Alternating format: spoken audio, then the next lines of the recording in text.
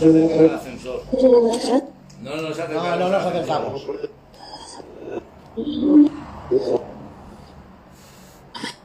Bueno, la gente no lo ha entrado, está preguntando qué pasó en este hotel.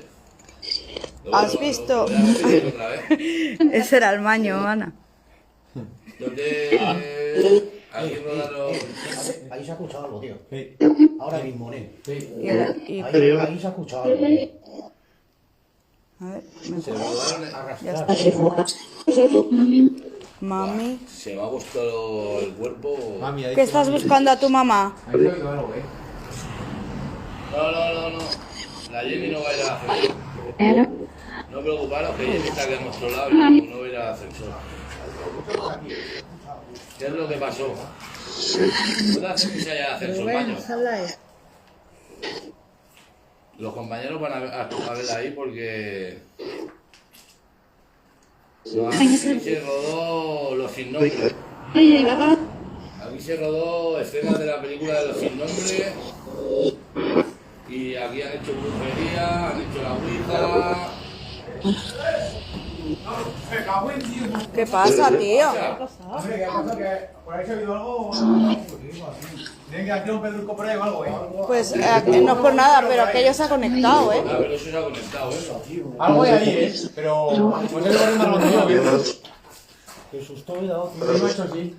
Bueno, si queréis, Ponlo, tío, qué susto me he dado. Y yo, macho, algo ha sonado hoy, ¿eh? si queréis cerrarlo.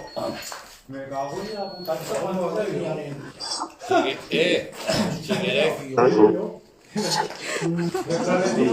Ahí hay algo, ¿eh? ¿Han tirado con un pedrusco a bordar, mando? No sé, algo arrastrar. Sí, algo ahí fuerte, ¿eh?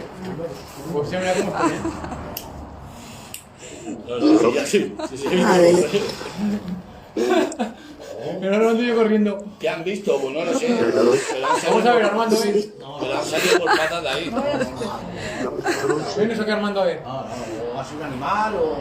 Puede ser una rata, un gato, cualquier historia. ¿Qué te pasa, Jenny? Que estás temblando. Que tengo miedo. Qué susto me he dado, tío. Bueno, pues cortamos sesión.